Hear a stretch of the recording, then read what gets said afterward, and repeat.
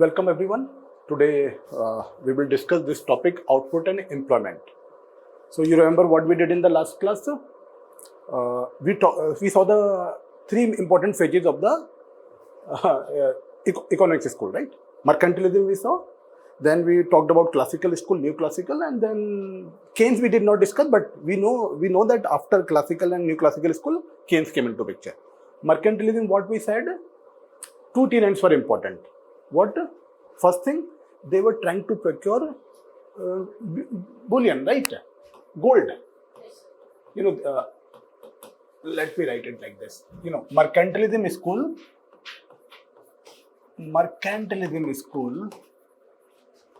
mainly focused on bullionism. What means they are trying to procure gold and silver, precious metal, and how they will by encouraging export and discouraging import, right? And second thing was they look for state intervention. And why state intervention was required? Let's say there is to stimulate economy. Let's say there is a particular good for which there is no market. Then state can intervene. This is intervention, right? State can intervene to create market for that. Fine. Yes. And then we saw it has some difference with classical school. But important question is the utility of this topic, today's lecture for both. I find this topic so important that let's see question number 11 of GS3 2022 paper. Let me read it. What we can do, we can see that, okay, yes, this question is there. This is question 2022 paper, okay? 2022 paper, GS3, economy. What it says, economic growth in the recent past has been led by increase in labor productivity. Explain this statement. Suggest the growth path that will lead to creation of more jobs without compromising productivity. What is happening in India? Generally, growth can come through mainly two things. Either through capex, by investment. Let's say you create hospital, roads, right? And this kind of infrastructure have multiplier effect.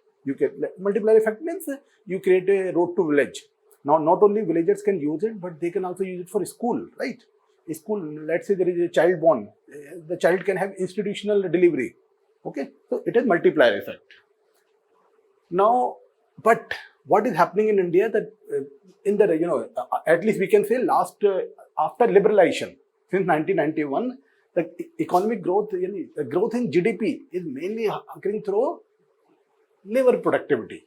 As we saw yesterday, let's say there is an organization.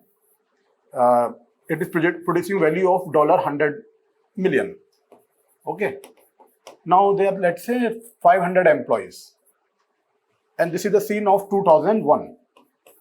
And let's say in 2010, what is happening? Same organization, same people, 500 people. Now they are producing a value of 120 million. Right? So 120 million thoda less ho jayega. Let us assume this is 150 million. Right? There is 50% growth. But same number of employees. So how this growth came? Mainly through increase in the labor productivity. And this is not what India is looking for. So that's why this question is there. And so this question is so important. Every second, third year, you will find, not only in in your essay paper as well, this thought is there. In your management optional also, in government business interface, similar, there is a question on employment. So you can use these thoughts there. Now, when you write a mains answer, you generally write the way economic surveys are written. So we shared with you that notes on employment, right? Notes on employment and notes on GDP. So you have to write thoughts like that. But here in this lecture, we will give you foundation. Why you said that GDP growth happens through mainly capex or labor productivity. Fine. Okay. Now let's move to capex or labor productivity. Capex is your capital expenditure, and labor productivity, labor efficiency, right? This thing we will discuss. We will start with the production function. we will talk about something about MPN. We will see how the slope of MPN is nothing but the slope of production function. We will see that. Then in the we will see the labor demand curve and labor supply curve of classical school. Right. Once the foundation is done, then we will move into money and banking after let's say 1 or 2 chapters. So your foundation would be ready not only for GS3 but also for GBI. Fine. Now this mercantilism thing is okay. Yes, sir. This was in the 16th to 17th century. Okay. Then came which school? Classical school, right? And what was the main idea of classical school? No state interval. Yeah. It is only based on real factor, not Right. Wonderful. You know, it was based on real factors. You know, what they said, growth, you know, GDP growth will happen through real factor, not monetary factor, not monetary factors, and state intervention. No state intervention, right? No state intervention. You can write one more point, but that is almost related to it. What did I say? Money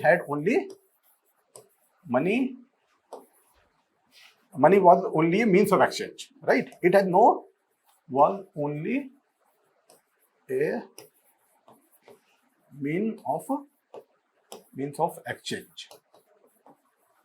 That means money had no intrinsic value. Fine. A third one is almost died from this. See, when you say real factor, not money factor, this third point is already contained in first point. Let me tell you. So, classical school, which duration? So, 18th century. Yes, you know, you can say it 18th century, 19th century. So, after this came Keynes, right? You know, Professor John Maynard Keynes. And his principle became famous. Why? You know, I will not say famous, very, very useful. Because his principle were used to get the, people out of Great Depression. 1930s era, people were in big trouble. You know that story. That time there were two presidents, President Roosevelt, and after that came, I think, President Hoover, right, in USA. So let me just take a 1 or 2 minute digression to tell why Professor Keynes became useful. So he wrote a book, General Theory of Employment, Interest and Money. Right? And he generally, what he did, he I will not use the word criticize, but he said there is something problem with the classical school economist, and classical school economist, he categorized any economist before 1936, around that era. And any idea who was the famous classical economist of this classical economist? Adam Smith, right? And his two famous books are Theory of Moral Sentiments and An Inquiry into the Wealth of Nation, right? Very, very famous. See, in UPSC preparation, you cannot read this book, but it is my suggestion. Try to read at least 1 or 2 essays. And after UPSC, once you join the services, it becomes mandatory. It becomes mandatory to read this thing, read his essays. So first one, Adam Smith, right? Yes. Adam Smith, Wealth of Nation. Then John Stuart Mill.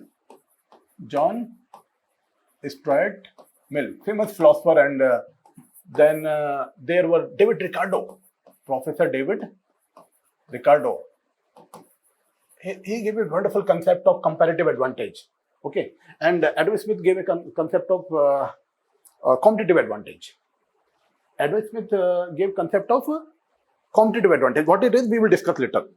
And David Ricardo gave the concept of comparative advantage. And this concept is so important. It applies in the trade theories.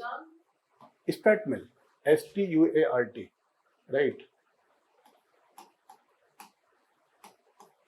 Comparative advantage. Okay, in his mainly in book, he was in his book Theory of Political Economy, and they were so see along with classical. Both of them are giving competitive advantage. No, this is comparative. Okay, comparative. And this is competitive advantage. Competitive advantage. We will discuss all these things later, not now. right? You must know. And along with classical school, you must also know new classical school. So Professor Keynes criticized not only classical economist but also new classical economist, and he thought, both are almost same thought.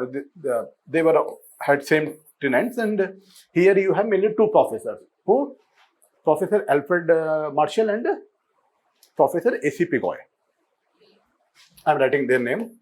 See, you need not. I do not. There is nothing in name, right?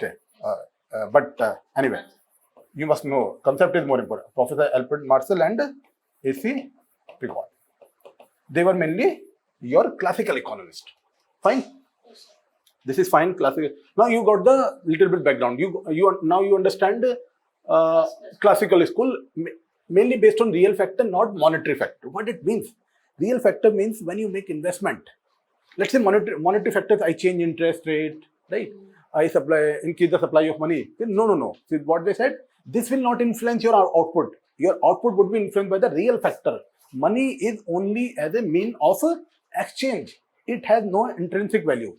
Is it okay? Yes, sir. Second thing, they said no intervention. What they said, leave the market. Right? Leave the market.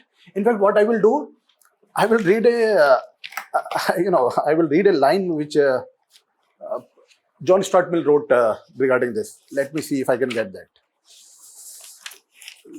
I'm not sure whether, but I think somewhere he said it. Just a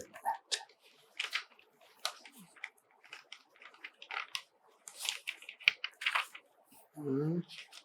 John Stuart, even if I do not get it, I remember, what he said.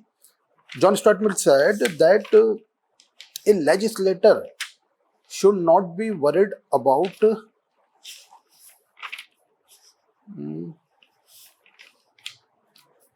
okay, sorry, I cannot get it. But again, coming to this point, what John Stuart Mill said, state intervention should be at almost no intervention. Market itself will take care of supply and demand. Fine. So now everything is clear. Now what we will do, we will move into production function. Why we are studying production function? Through that we will see what was the GS3 question.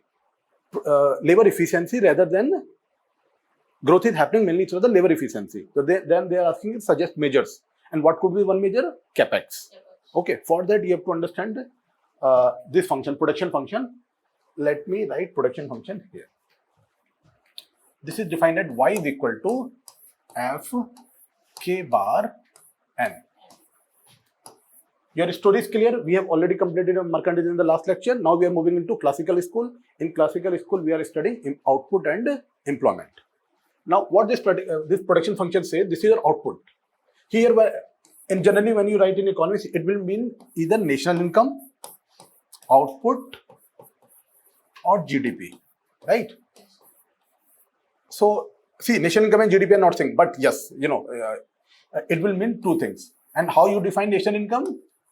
We saw it yesterday. National income is equal to GNP minus depreciation minus statistical discrepancy, right?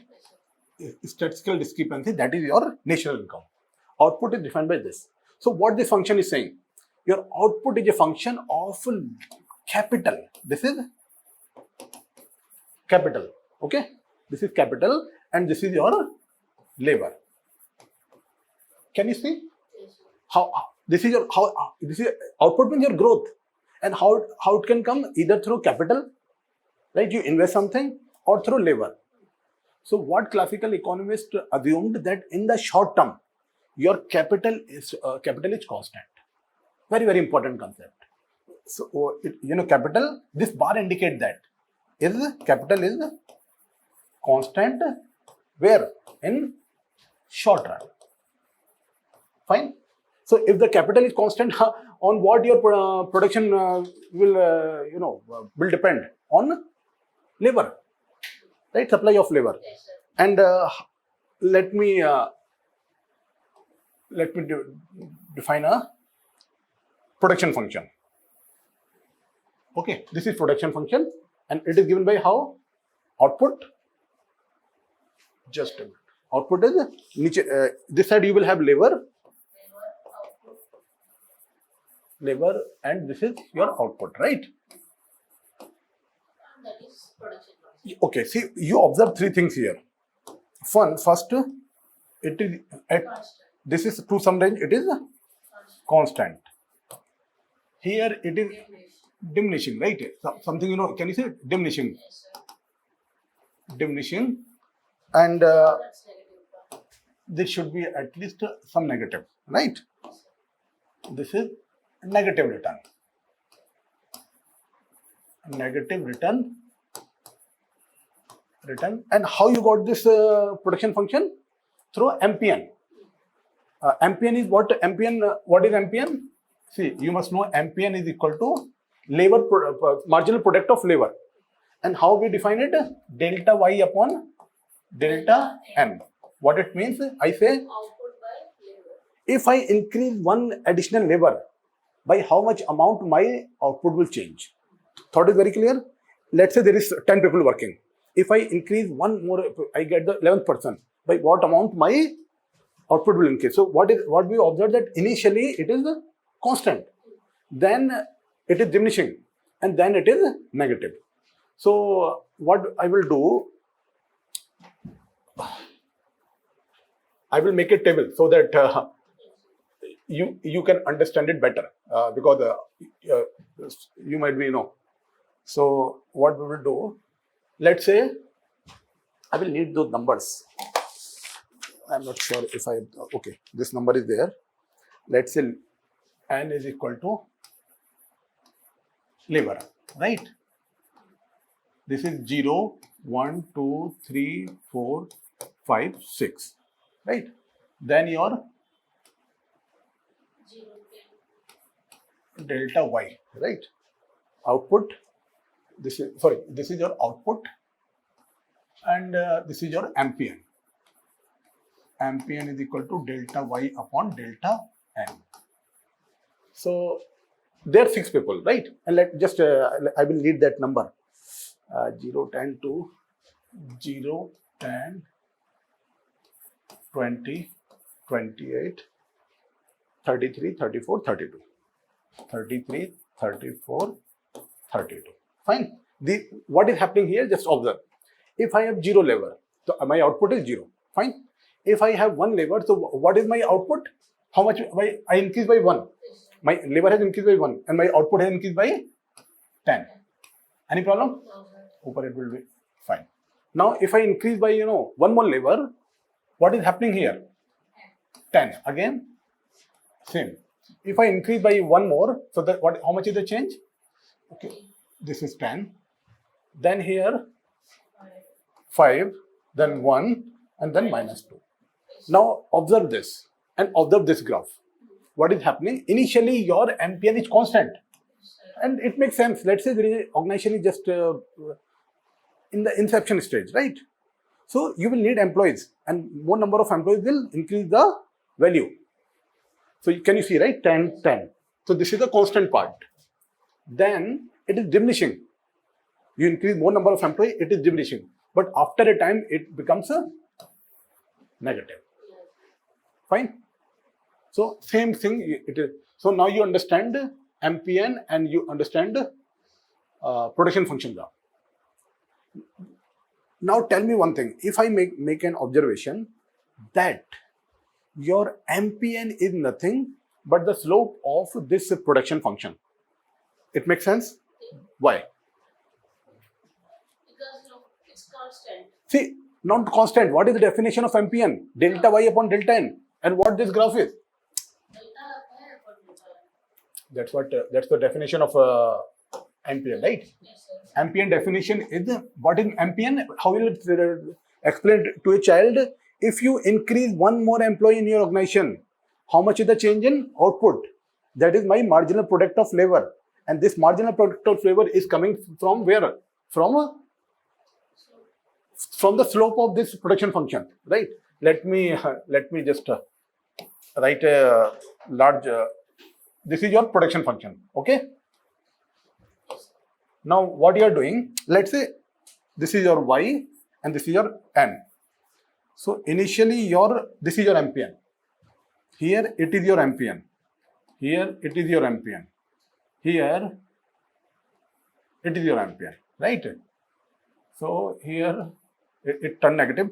So this is what? Delta Y upon delta N. Delta, because this is axis is Y and this is N. So all this gives you MPN. So please note it down. MPN, marginal product of labor, is equal to slope of production function. Slope of production function. That is equal to delta Y upon delta N. Now the question became clear to you. Why the UPSC? In mains answer, you will write mainly the things which have been written in economic surveys. But this gives you foundation. This tells you, okay, my growth comes through two things. What? Capital, that is through capex, or labor thing, right? Any problem so far? Now what we will do? We are studying output and employment. Now we will see MPN, with the MPN which we have given, is equal to the labor demand curve in classical school. So we have to find the output level and the employment level. For that we will need labor demand curve and labor supply curve. Fine. So we will see. Now the question is, let me make a statement. I say MPN gives you labor demand curve in a classical school. And how it happens, that we will see. Before that, you please note one definition.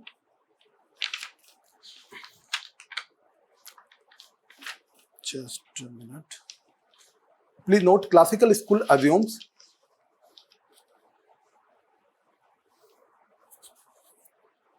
that firms have perfect information. Okay. Assume that firms have perfect information.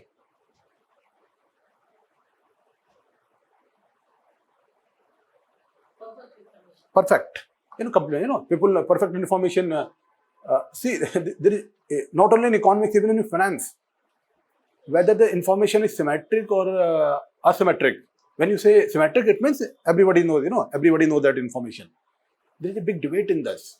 In fact, if you see the work of two professors, there is Professor Eugene Fama.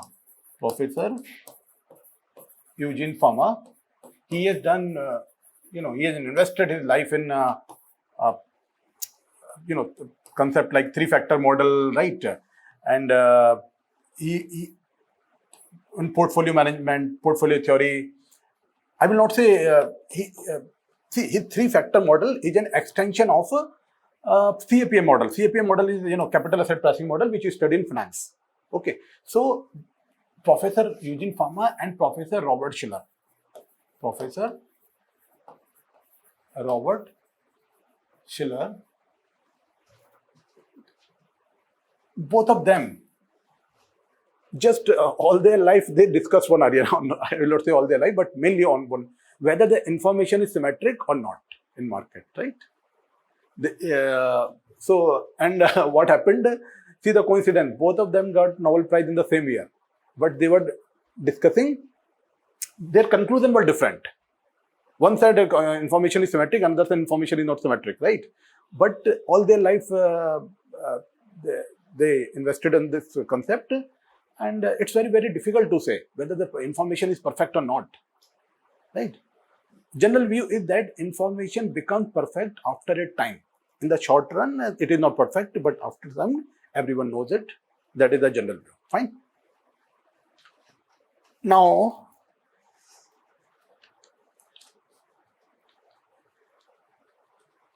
okay, now we will talk about the labor demand.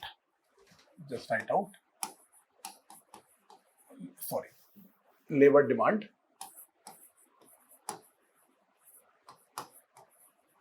And why we need to look for labor demand and labor supply? If we know labor demand and labor supply from the equilibrium point, we will see from the equilibrium point, we will know our output. Fine. And see, why we are interested in output? Because people are interested in what is the growth, what is my GDP, what is my national income. And you cannot get it without knowing your labor demand curve and labor supply curve. So you saw in classical what the classical school said in the through production function, that capital is constant in the short run. So what matters only your labor. When your labor matters, so, and they also assume the information is perfect. This means it's a competitive environment. And you know, in the competitive environment, what happens? Marginal product is equal to marginal revenue is equal to price, right? Because this means the organization cannot earn profit. Firms cannot earn profit. Why? Because information is symmetric. If everybody knows everything, right? How somebody will? So you understand this thing. Marginal revenue is equal to marginal cost. Let's say I'm calling marginal cost of firm I is equal to marginal revenue is equal to price. Any problem in this? And you know your production function is given by y is equal to f k n, right? K capital you assume constant, n is your labor. Now tell me, marginal cost. So what are your costs there? You assume that is constant.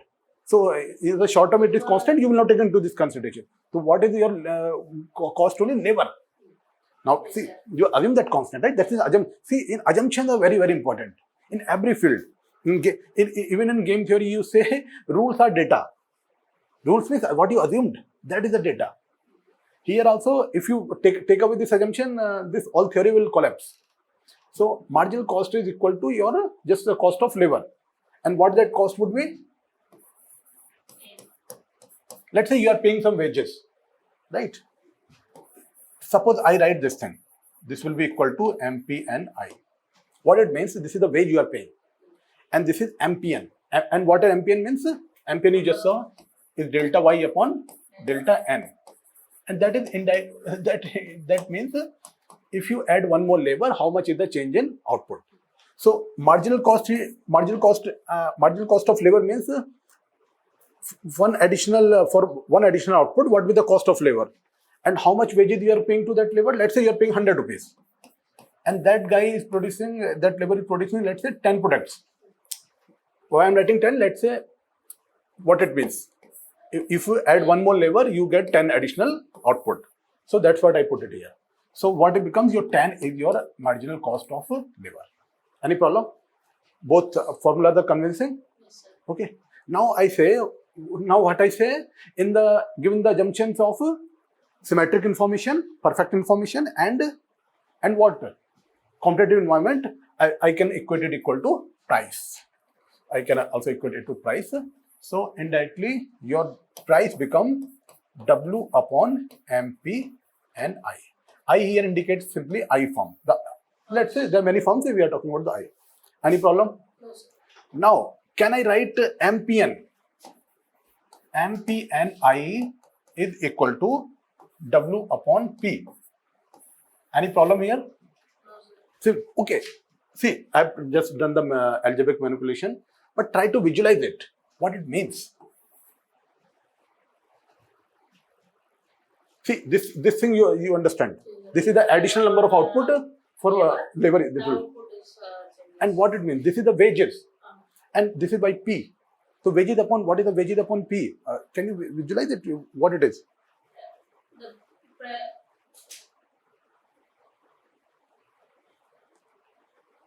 See, UPSC asks, in prelims they asked this question.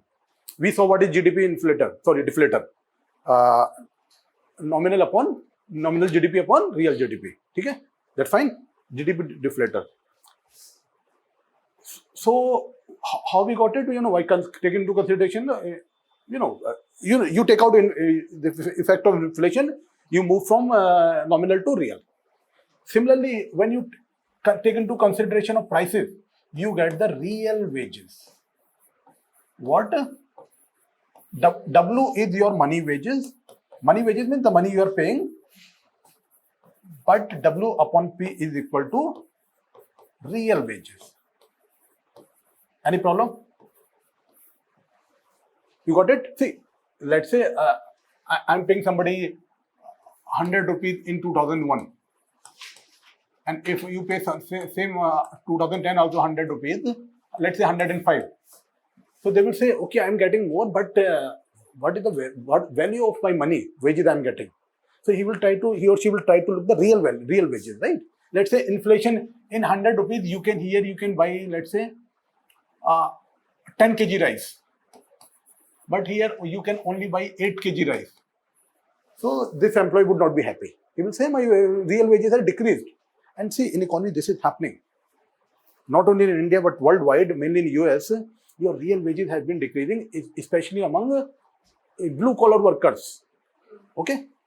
So, now, given this understanding, this is what it is. Okay? Now, what I'm saying, let me draw the graph of MPN as well. Okay. Okay. Now, we saw that this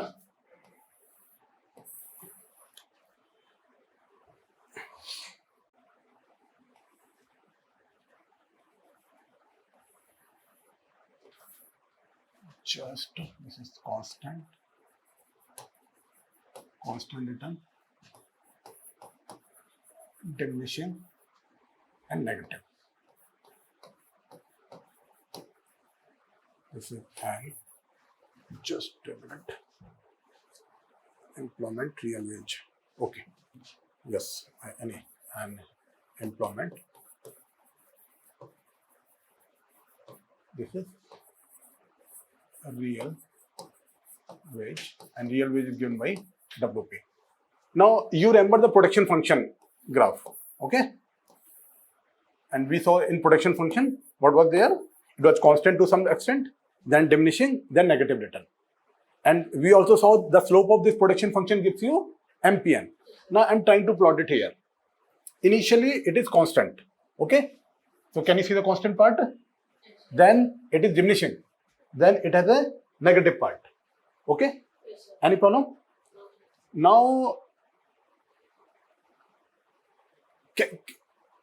and we also know that in a classical school, in the production function, your capital is constant. So what matters? Your labor demand matters. So MPN is nothing but your labor demand. Labor demand curve. Can you convince yourself of this fact? You understand this thing? Because it is, see, your output is dependent mainly on labor. And how your labor is, initially demanded constant, then diminishing, then negative, and how you got it? From the slope of production function. So your labor demand curve is done. Now labor demand curve is done. Now we will move to labor supply curve. Fine. So what is our objective? We are trying to find labor demand curve and the labor supply curve for classical school, and from their equilibrium point, we will identify the output. And output means GDP. National income. That's what we are looking for. Okay. Now you please note it down. The marginal product curve. This curve, right? This is nothing but your MPN curve. Marginal product curve is the firm's demand curve for labor.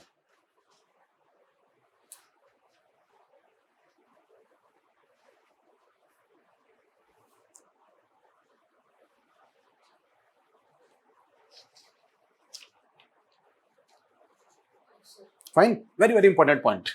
Okay, and it's very, very logical. Your production function, you came to MPN, and you say MPN is my labor demand curve because in the production function classical school, your capital is constant. So what do you observe? Initially, MPN is constant, then diminishing, then negative. Okay, now please write it down. The condition for profit maximization is met at the point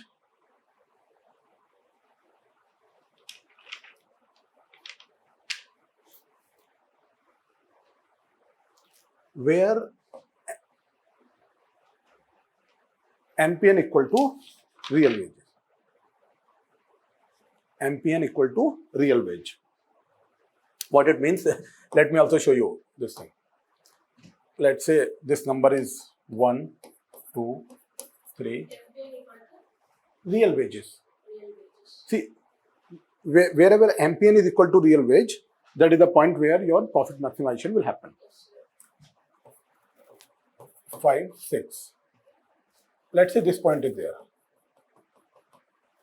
Okay. Now, here, what is happening here? MPN is equal to, here MPN is equal to your W. What I will do, I will just remove it. Here, this point I am calling point A. Here your MPN is equal to W by P, that is equal to real wage. And why it is real wage? Because we are dividing it by prices. The wages, money wages when I say, it means nominal wages. Yes, sir. But it's in a diminishing point. Okay, no problem. See, okay, you are saying you have taken a diminishing part now in the constant one. Don't worry. What is more important idea is what I'm saying. MPN is equal, whenever MPN is equal to WP, that is real wage, that is the point where profit maximization will happen. Why? Let's say at this point, when there are 4 labor, and then let's say your real wage is I'm calling it 8. Fine. So this is fine. And let me also name it 5, 3, 1. Okay, this is 10. Let's say your what is happening here, both are matching. Your real wage is 4 and your employment is 4 people is employed. This is fine. This is happening in the economy. Now let's say rather than 4, I take 3 employees. So what will happen? For 3 employees, what is the MPN? 10, right? So MPN is more, right? So what will happen? What did it mean? See, the output is 30. See, they are producing more. That means, see, equilibrium was happening at 8 and 4. But when you take, so why this is not an equilibrium point? Because 3 employees are producing what? Let's say this is 10. So what the employee will say? Okay, see, we have 3 employees. We are producing, so much output, and you are not giving us appropriate wage, and we are leaving. So what the employer will say? No, we will say we will employ 1 more employee. Okay. Then if they employ 1 more employee, how many employees would be there? 4. But real wage then will come equal to 8. So that will be maximize profit maximization. Idea is clear? Again, let me repeat it. This is the equilibrium point. Why this is the equilibrium point? Let's say I take 3 employees. For 3 employees, how much MPN I will get? Now you read the constant part. Okay. That is your 10. So at this point, what the 3 employees will say? See, we are producing so much. We are producing, our output is almost 10. But you are giving only, you are not employee, you are not paying us well. So employer will say, yes, your point is correct. What I will do, I will employ 1 more employee. And if you employ 1 more employee, the real wage will become equal to 8. Fine. So that is what it is. So and let's say there are more employees. Let's say this is 5 employees, and 5 employees are getting this real wage. Okay. So let's say if 4 employees get 4 employees get any so they will say, employer will say, you are being paid more, let us reduce your wages. So this is the equilibrium point where MPN is equal to real wage. Any problem in this? No, sir. You understood very clearly? Wonderful. Now, We are paying more. The price was more. yes, here, We are working very less. Yes, sir. So we are reducing the wages. so yes, so According to the price, we are reducing the wages or increasing the wages. so there is a saying in market, no sentiments involved. It is all about demand is equal to supply. Fine. So that is what happening. MPN is equal to W by P, real wages. MPN is this is fine. Yes, sir. Okay, now what we can do? I think I just let me see. Nothing. If I have discussed that all concepts,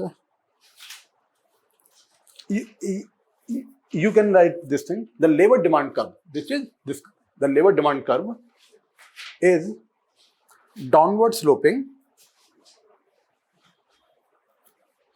Let me now write it here.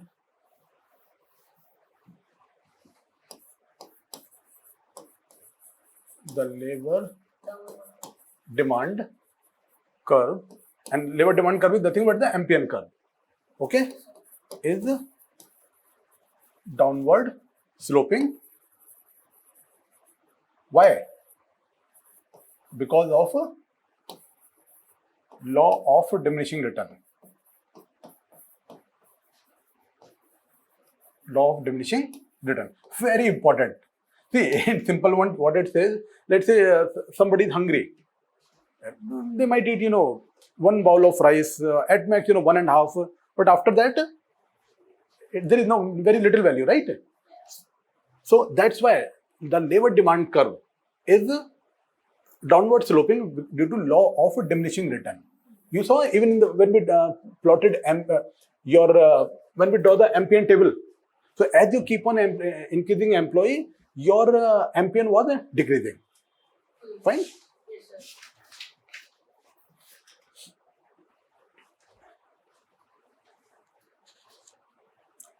Okay. Now, By increasing the n number of labors, the output is going to diminish. output is going to dismiss, right? Now, so what we can say, we can write this thing. Labor demand is given by W by P minus. Important. Please write down. Now we have covered the labor demand part. What this function is doing, we just saw the analysis that MPNI is equal to W upon P for ith form. Okay, ma? Any problem? Right? We saw it, right? MPNI is equal to W upon P for ith form. Just sir. Now let me aggregate this thing for all the forms. Sir, but generally, if we increasing the number of workers, Huh? the output is going to increase. Yes, out is going to increase. Yes, but per worker, we are interested in knowing per worker. See, when I say MPN, yes, that's correct. Let's say there are 3 employees. You bring one more employee, the output will increase. But we are more interested what we are paying to per worker, to one worker, and that is MPN. So let's say 3. That's why we saw, right? This is, let's say, initially when the firm has been started, when you keep on increasing worker, that is fine. They'll bring more value. But after a time, they bring no more value. Adding more employee is see, let's say first 10 worker brought value equal to first 10 worker is equal to, this is value to the firm. This is the number of worker, right? Number of worker, NW. First 10, let's say you add another 5. So it might happen the value is only 140. But really, how much should have been value? 150. No? So that is what law of diminishing return. That's why, after a time, it starts diminishing and then it becomes negative. Yes, the absolute value will increase, Okay. but per worker. Initially, we are adding the number of workers, the output will be going to increase. Increase, right. But at a particular point, we are, it means, See, at the initially it is increasing, right? It initially increasing, then it is diminishing, but and later then per worker, the work will be going to reduce. work is going to reduce. Fine. Yes. Yes, sir. Okay, fine. Any problem? No, sir. Okay, wonderful. Now, see, always remember, we are interested in analysis per worker. Okay, because we are paying wages to, we are paying wages, and see, now you must highlight this word, real wages. See, real wages is so important in India. See, in India it is See, in India, the election issues are not health, education, employment. But in many countries, especially in developed countries, real wages is an issue. What workers are getting. Okay, they want to know their wages. Fine. Yes, sir. Okay, Hema, what we have done now, you know the MPN of one firm, let's say IAS firm. Now you are aggregating all these and you are saying this is my demand for labor, and it is I'm giving by a function which is W upon P, and what the negative sign indicate, if I increase my price level, my real wages will decrease. It's fine.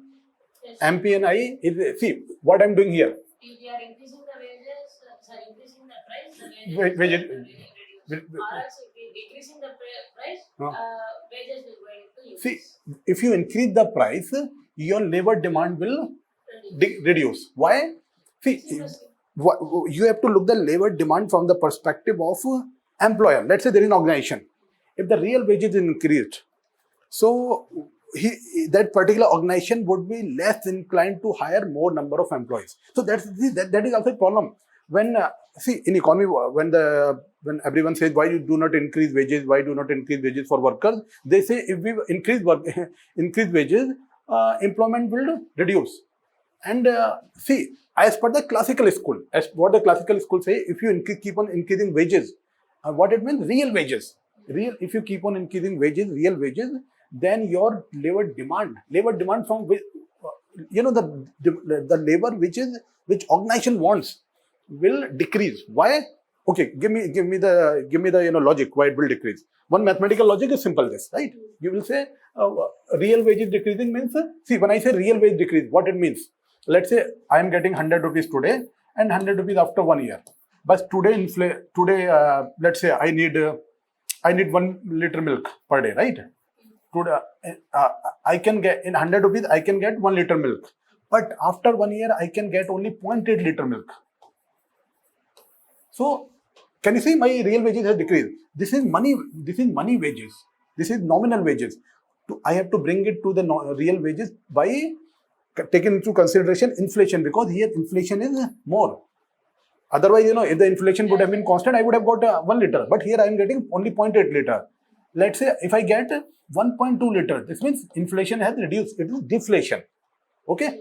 So what I'm saying, if you increase real wages, now more organization will demand less employees. And give me the logic why it happens.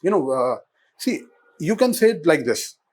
Let's say if you increase real wages, so what happens? Let's say any human, they try to divide their time between work or leisure, right? If the real wages is high, so other employees might be willing to work for more number of hours. If other employees are willing to work for more number of hours, then what the organization will say? See, the employees which I hired, they are already willing to work more. So why I will need more employees? Fine. Why I will need more employees from outside? See, let's say this organization, this organization XYZ, it has 10 employees. Okay, and the real that time, let's say real wages WYP, that is real wages, was, I'm calling 100. Now the real wages became 110. So already 10 employees, they will say, okay, our wages have increased, we will put more value, we will try to work more. So this organization will say, these employees are already working, they are working to full capacity, why I will need more employees? Fine. So you have to understand, whenever your real wage is increasing, the demand for new employees, for more number of employees, decreases. Okay, because the employees which are already working in the organization, they are willing to put more number of hours. And why that we will see when we will see its counterpart. Just now we have seen demand curve. Now we will see the supply curve of labor. Yes, sir. That one, if we increasing the more number of wages, the labor demand also going to increase. See, not this. use the word real wages. If you increase the real wages, If you then increase the real wages, then the Dem- demand of the laborers is also going to be increased. decrease, So decrease. Demand for new labor. There will be no demand for new labor. Why? Because the employees who are already working, they are willing to put more number of hours. Okay, that means let's say this. Okay, this XYZ organization is there. It has to manufacture something, and the manufacturing that thing needs 100 hours. Okay, so when the wages was real wages was let's say initially this is I'm calling condition 1. This is condition 1. Fine. This is condition 2. When your wages increase to 110. So what was happening in condition 1? Real wages was 100. Okay, real wage was 100, and let me call it 500. You need to manufacture something. For that 500 hours of work is required. How much? 500 hours of work is required. Fine. So what every employee will say, and there are 10 employees. So 10 employees will say, okay, they will say no problem. 500 hours of work is required. So everyone will put to 50 hours. Any problem? Simple organization. There is an organization XYZ. Real wages is 100. There are 10 employees. This is the number of employees. So, and how much work is to be done? 500 hours work.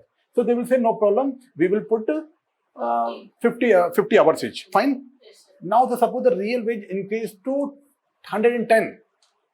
Okay.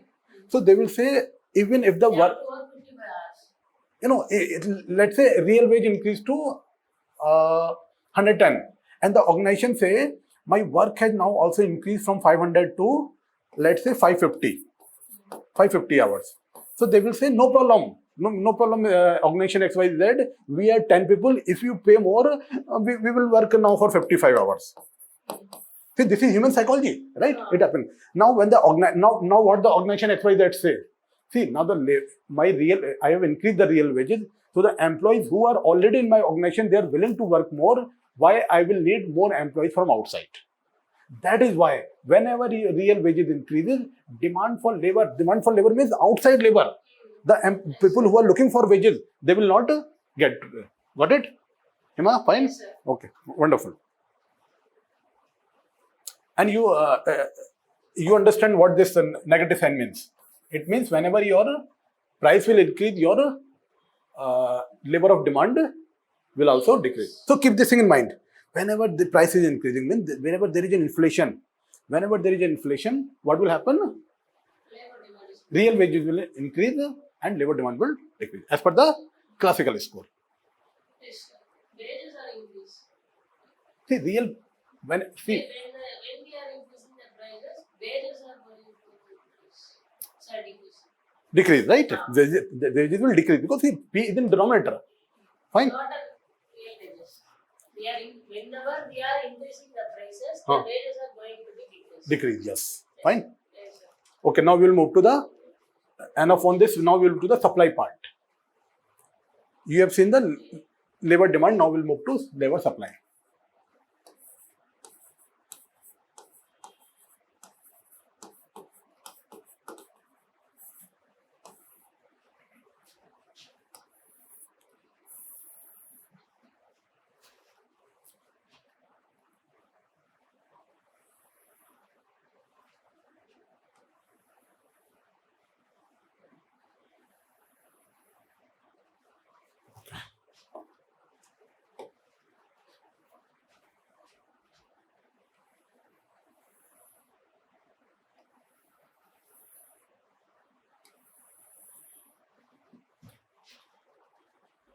Right. Utility 1, utility 2, utility 3.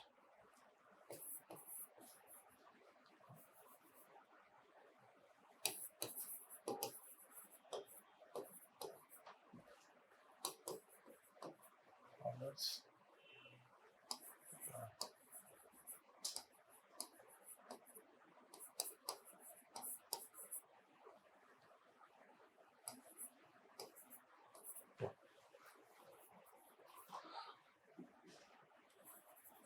Now we move into labor supply part. Okay? Labor demand we have already seen. When we know also about labor supply, then we will take the equilibrium point and that will be our output. Fine. Yes, sir. Now see what a person tries to do. Here we will talk about indifference curve. Okay, indifference curve is very, very important concept. Indifference curve. Okay, just please write it down. Let me. Real wages. In leisure, you know, rest. LEISURE, leisure. Okay. See what the people will do. Either they will try to work or they will try to take rest. Yes, sir. Okay. So first, please write it down. Classical economists assumed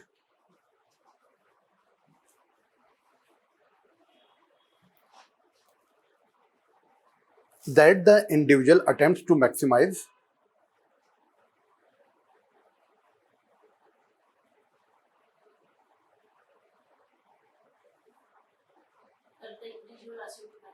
attempt to maximize their utility. Utility means satisfaction.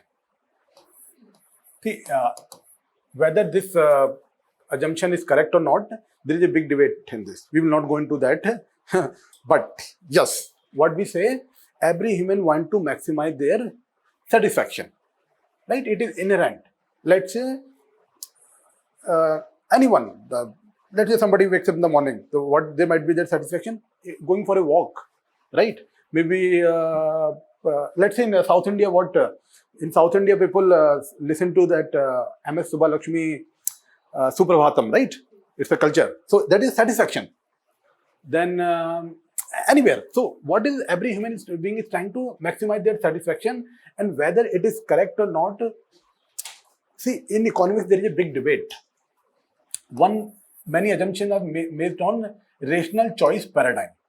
Rational choice paradigm, and what is the meaning of rationality? We already saw. What we mean by rationality? Rationality means humans are trying to maximize their payoffs. That is the meaning of rationality. Let me take one or 2 minute digression. Rational choice paradigm. Rational choice paradigm. And what is a rational man? The man who is trying to maximize his or her. See, we use the word man, but it means both man and woman. They're trying to maximize their payoffs. And you understand payoffs, right? I say when I maximize my payoffs, that let's say if in condition A I am getting 10 rupees, in condition B I am getting 20 rupees. So I will prefer condition B to condition A. Fine. This is simple meaning of rational choice paradigm. But yes, but there is a big, other schools as well. That's organization behavior school. And in fact, the work of two professors, very important. Professor Daniel Kahneman.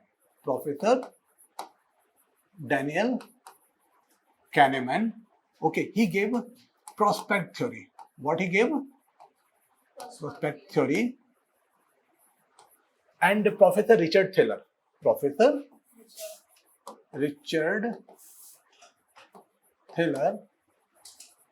He gave mainly what?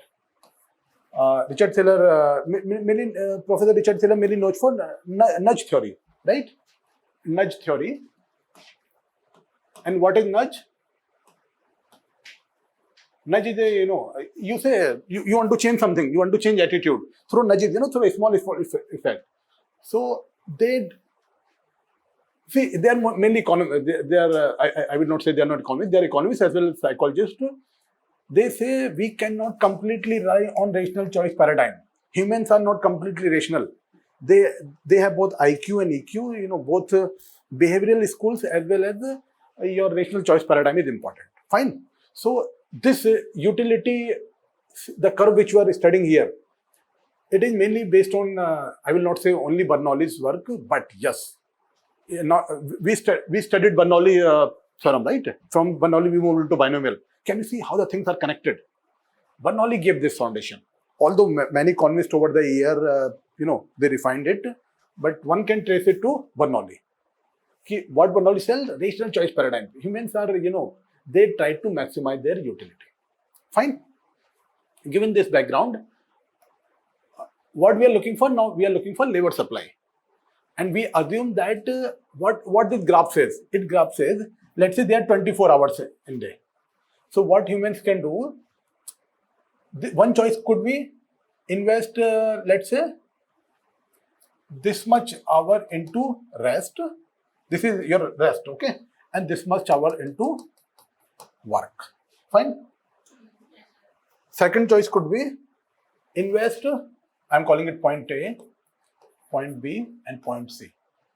Here what is happening? Let's say this is how many hours?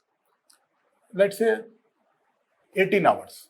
Here 17 hours. So here how much this guy is working? Let's say if you're somebody working taking rest 18 hours, so how many hours is work? 6 hours, right? Here 17 hours, so 5 hours. Similarly, you say, right? Here let's say 15 is there. So your rest would be how much? 9. Sorry, work would be 9 hours. You understand now this thing? What these curves indicate? These are indifference curve. What it means? Any point on this curve have the same satisfaction. Let's say this curve is there, and this curve, what are the points on this curve? This curve has the combination of my leisure or the amount of hours I'm going to work.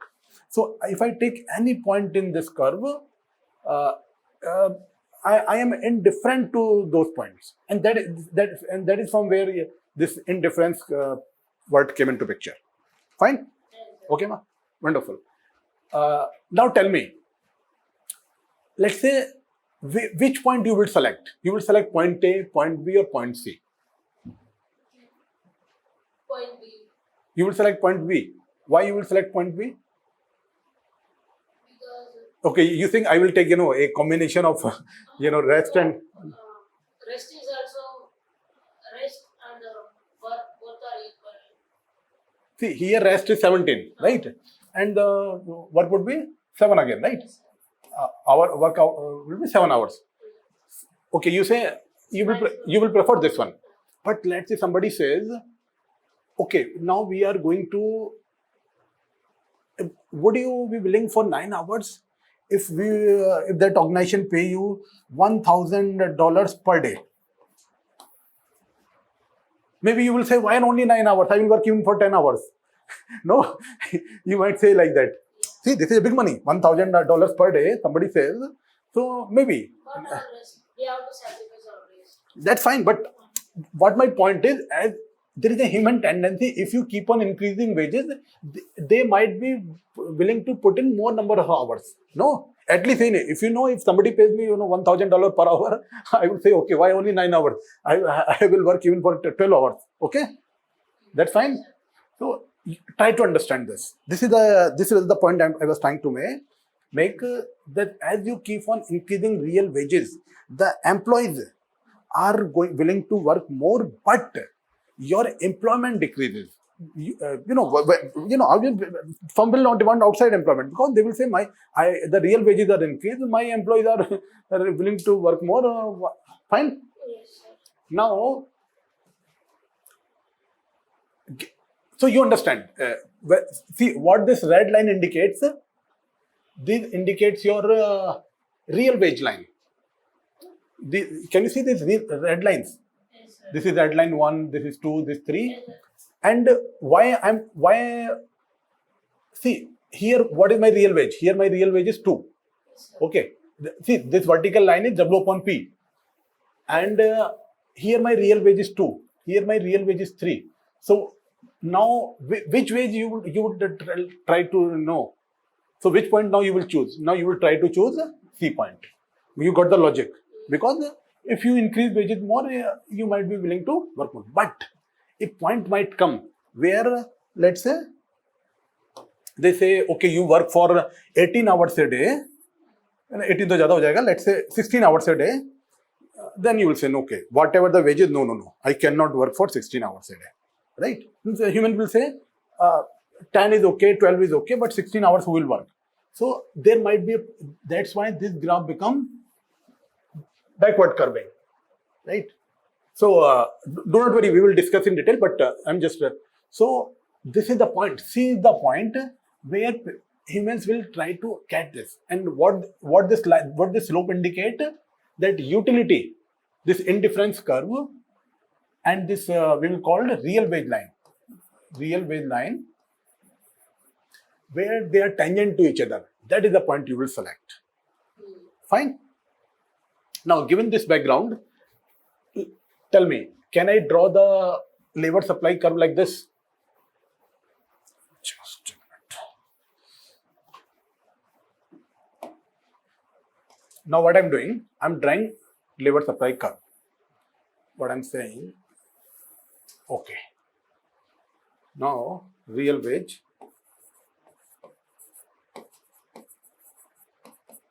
W upon P, and this is the N, number of employment. This is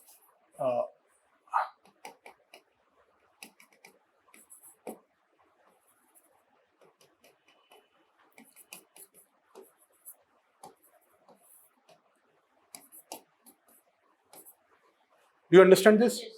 What I have done, I have plotted these 1, 2, and 3 point here. See, try to understand. If you increasing the number of employment, the real wages are going to increase. Say it other way around. If you increase the real wage, people are willing to more, see, now we are discussing labor supply. There in the labor demand, when we talk about labor demand, we are talking about from the perspective of organization. What the organization will say, if the real wage is high, I will need less number of employees. This means labor demand will decrease. Okay? If the real wages are high, labor demand will decrease. But what the employers will employ, if those who are outside in economy, they will say, if you increase the real wages, we are willing to work, we are willing for employment, we are willing to work. Fine. That's why we saw now. Let's say if the real wages so this much, let's say only 2, then people say, no, I will take 18 hours of rest. If you increase real wages to 3, then they will say, okay, I will work now. I will work for 7 hours. I will take only 17 hour rest. If you increase the real wages to, let's say 4, they will say, okay, now I will work for 9 hours. Fine. So what I've done, I have plotted A, B, C point here.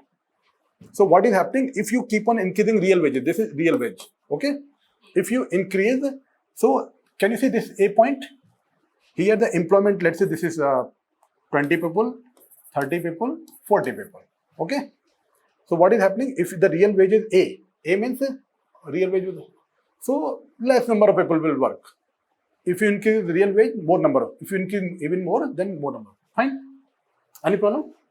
Now, Hima, story is clear. You got the labor demand curve, you got the labor supply curve, and now what you can do? You can just let me know. How was your labor demand curve? You remember MPN diminishing. Okay, this was your labor demand curve, and you saw the labor supply curve this way. Okay, just now we saw. This is your N, D, and how it was given? F, P, negative. What negative means? As you keep on increasing the prices, your labor demand will decrease. And this was labor supply, and it is given by, let's say, I'm calling it function G. Yes, sir. It will be given by WP, and here I will put plus. What it means? As you keep on increasing prices, that means if the price is increasing, let's say if you keep on increasing real wage, then what will happen? Your labor is willing to work more. Any problem here? No. Now, what you can do? Just a minute. Labor This demand. down line, sir. Labor supply and demand. This is labor supply. This. Overall government. Okay, you can write it real wages. This is N means employment, right? you can write it labor market equilibrium for classical. This is now what is happening. The market is in equilibrium, right? Let me draw it this point, and this will be an equilibrium point. You can call it labor market equilibrium for what? For a classical output and employment.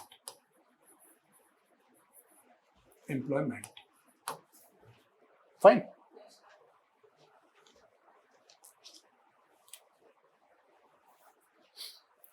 Any problem, Hema? Fantastic. So, what we will do now? The question is okay. Now tell me. I'm calling this point. Let's say point A. What it mean? So, given your labor demand curve and given your labor supply curve, how many employees you will employ? That I'm calling it. Let's say this number N naught, right? And what wage employee will get? I'm calling, let's say, WP naught, right? And you know, real wage is given by WIP. Fine. So, and this is what, okay, what is the meaning of equilibrium? You will say, in market, see, what is our assumption? There is a perfect information and there is a competition. So, labor demand and labor supply will come into equilibrium. When they come into equilibrium, that means wherever they intersect, see, when two lines intersect, what it means? At that particular point, their both values are same. Same thing is happening there. So here N naught, this will be your employment, and this will be the wages which the market will offer. That is what it is. Fine. Now the question is, you got the employment, but what about output? What we started with? We started Zero. See, we started with the idea that we will try to identify both output and employment. Employment we find out, the real wages. But what would be your output? Given this number of people are working, what will be your output? It is zero. Why zero? Because See, in equilibrium condition, there is no profit. see, that is fine. In equilibrium, see, what I'm asking, we started with this function, F K bar M, right? This is your output. This is output means national income. Now, after studying labor demand and labor supply, we identify this, how many labor is there, N naught. Capital, you understand this is constant in the short term. Okay. So now my question is, given this labor, how much output would be produced? You will say simply go to the output function and see what is your labor output at N naught. That's simple, right? So let me do this thing. Let me draw the your output function here. And you remember how was the output function? Like this, constant and then, right? So, in fact, what I will do, I will just shift it here, just to make it little, fine. Okay. This is your employment. Okay, this is your employment. You understand? This is your employment is equal to N naught. So, just see carefully. Your same point. This what is this? This is your this here also implement, right? This is I'm calling it N is equal to employment, and this is your this vertical axis is output, because this graph is y is equal to N. So what you will say, my employment would be the same, the N naught where it will intersect with the graph. So what will be your output? This will be your output. Got it? The same production function, wherever it intersecting for N naught, that will be your output. Okay? Yes. You will simply put the value of N naught into Y. Any problem? Fantastic. See, if you understand this foundation, let me remind you again. You are not going to use these theories directly in your mains copy. You will write what is written in. But now let us assume you have read economic survey, and you make this graph in. With understanding, you make this graph. Your 1.5 marks extra is assured in that particular question. No professor, no professor can, they will not hesitate at all to award you 1.5 more marks in that question number 11 of what? GS3 2022. But let me warn you, see, now these ideas are embedded in your mind. What you will do, let's say you know this, how much time it will take? In 30 seconds you can draw it, right? Production function, this graph, and then you will write, okay. You will write about that question that, okay, yes, labor efficiency, growth in economy is happening mainly to your labor efficiency. What you need? You need more capital expenditure, both government spending, private expenditure. Then you will talk about, let's say, national infrastructure line, pipeline, national infrastructure pipeline. Then you will talk about the national monetization program. Not only this, you will see what happened in the infrastructure last 10-15 years. Okay, you might also draw a canvas what happened since liberalization. See, there is an informalization of workforce since liberalization. Okay, so all those things you must bring into picture, and you must not only for when you talk about the infrastructure, you will focus both on digital infrastructure and social infrastructure as well. So let's say you are talking about the capex. So capex means you want to bring in more infrastructure. When you talk about infrastructure, you will talk about physical infrastructure, digital infrastructure, and as well as social. And in digital infrastructure, you will talk about like GEM Trinity, your GEM Trinity, you understand, right? Jan Dhan, Aadhaar, Mobile. You will talk about what? Digital India, right? 9 pillars of Digital India, national e-governance plans, all those things will come here. Aadhaar, okay. See, if you read that digital infrastructure chapter from this year's economic survey, they made an observation. There's a Professor Paul Romer. I think I am pronouncing it well. His work is on many things, on environmental economics. He's a wonderful microeconomist as well.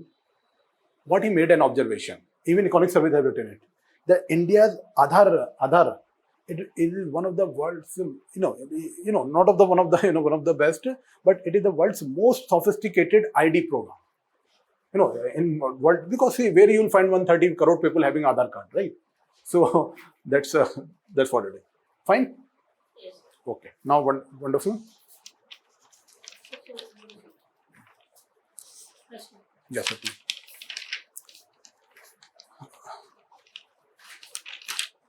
Now, what will let me see if something is missing.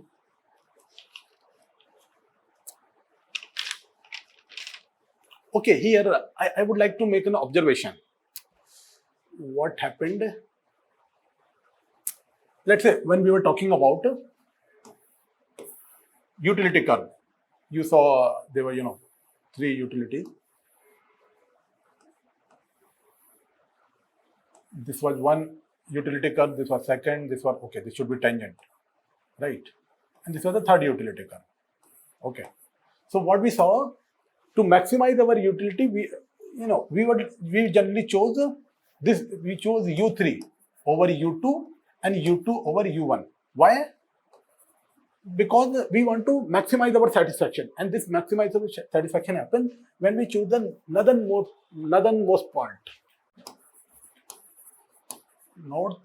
Let me call it northmost part or point, right? That is the principle of your utility maximization, and it makes sense as well, right? Because let's say for this particular, I'm calling it point A, point B, point C. Point C is bringing you more satisfaction compared to point B. Similarly, point B is bringing you more satisfaction compared to point A. So you choose northmost point. And why making this point? See, this is the point where some economics and finance connect. Let's say those who know about the portfolio thing. In this year, UPSC Prelims, UPSC asks a question on beta. What is beta? Beta is your tan theta. That is how your particular security is varying with the market. We call it, let's say when I define beta, it is nothing but the slope it tells you sensitivity, and it says how your particular security I is varying with the market, and it is given by this formula. What it is covariance upon IM upon variance. Let's say if you're not a student of statistics, do not worry about, but then how you can write it?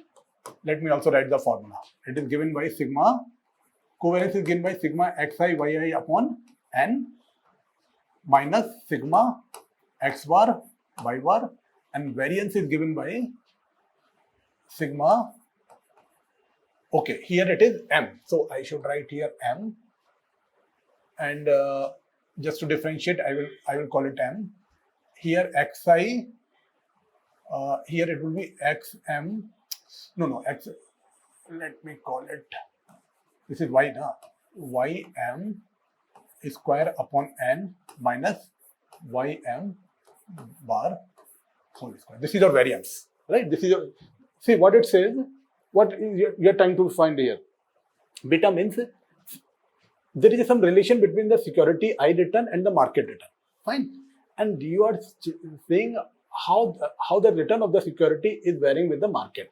That is what it tells you. Let's say if the market is giving return 10 and your security is giving, let's say, 5, then you will say, okay, it is less than market. Let's say your market is giving return 15, your security is also giving 15. You will say, okay, they are moving perfectly. Let's say market is giving return 20, 12, and your security is giving return 16. You will say, okay, no, my security is giving more return. So, given this background, now you understood this thing, right? What you do, you try to get the northmost point, right? You try to maximize the satisfaction. What point I'm trying to make? This is the point where your economics and finance is also correlated. In finance, what you study? You study portfolio. Portfolio means simply, let's say, there are two securities. One bond is there of, let's say, some organization XYZ, and there is an equity or any other, a debenture or some other instrument, and you are trying to mix them. Why you are mixing them? You believe that by mixing them, you might reduce your risk and increase your return. See, that's why that's what everyone is looking for. Let's say this is my risk. Risk I defined by standard deviation. Okay, and this is my return. What it is? Return. So what you would like to say? You will try to have maximum return. See, generally what happens? If you take more risk, you will get more return. That's a normal tendency, right? So what you will try to do? You will try to have, let's say, suppose there is a point A and there is a point B. Which point you will choose, A or B? Why? Because for the same risk, you are getting more return. Here you will get how much return? Let's say I'm calling it 10. Here you will get how much return? 15. So every rational person will choose B over A. And this is called efficient frontier. What it is called? Efficient frontier. And see why I'm raising this point. In finance, you study this. Here you are mixing two securities and you are trying to identify a. See what this graph indicates. It indicates nothing but the mix of two or more than two securities. So what I'm saying here also, you try to find the northmost point. Let's say you are preferring B over A. And similarly, let's say there is a point here. This is a point, let's say C. Which point you will prefer, A or C? C. A. See, for the same, for the same risk you are choosing. Let's say risk is same, but you are getting this much return. But on point A, you are getting more return. On point B, you are getting more return. So here also you are trying to choose northmost point. Northmost point. So always remember this. As a utility maximizer, as a rational person, what we try to get? We try to get the northmost point of our utility curve. So that's why you chose C over B here and B over A.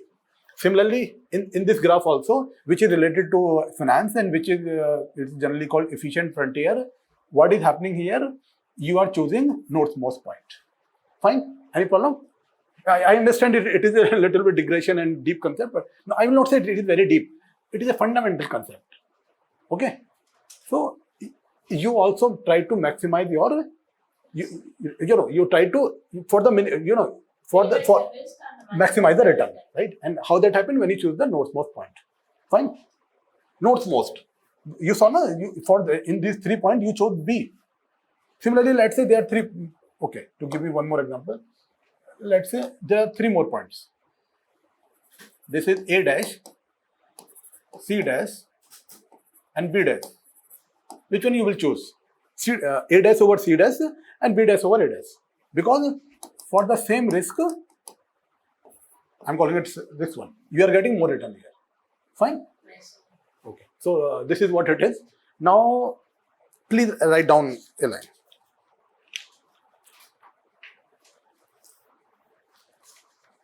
In the classical model,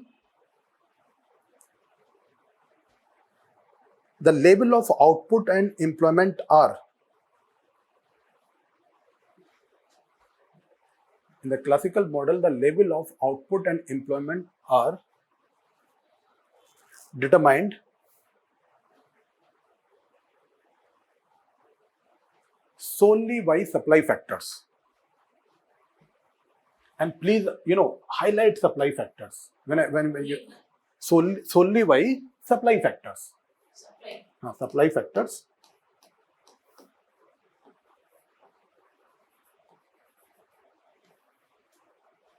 Okay, and please highlight this word. Okay, now see, this is very, very important. When we started with classical school, what was the assumption? It is based mainly on real factors, not monetary factors. Okay, and second thing, no state intervention. What is the supply factor? That I will tell you, but keep this thing in mind, because as we will move into analysis, in classical school, output is determined mainly by the supply factor. Okay, the level of output and employment are determined by the supply factor. And now please write down the examples of supply factor.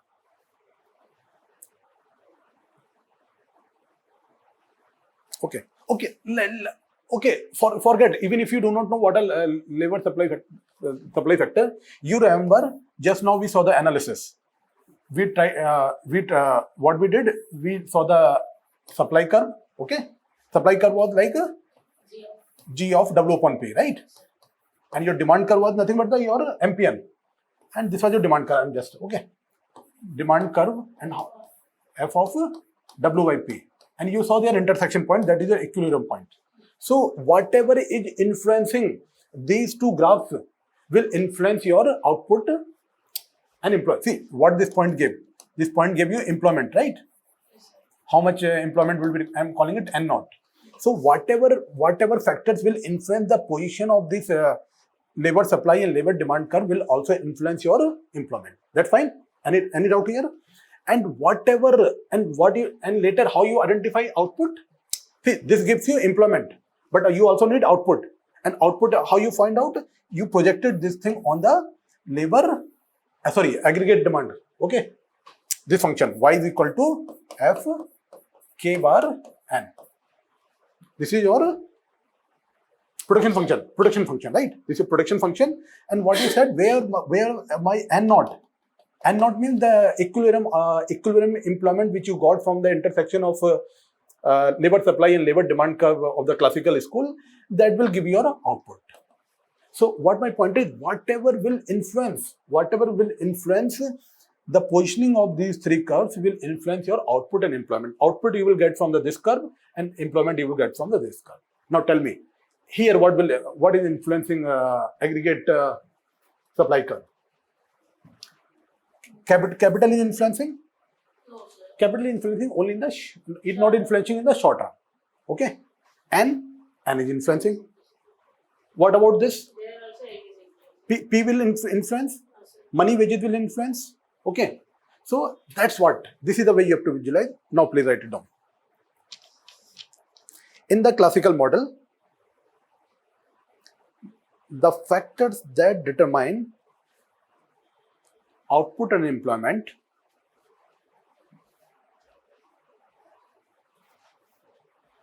are those factors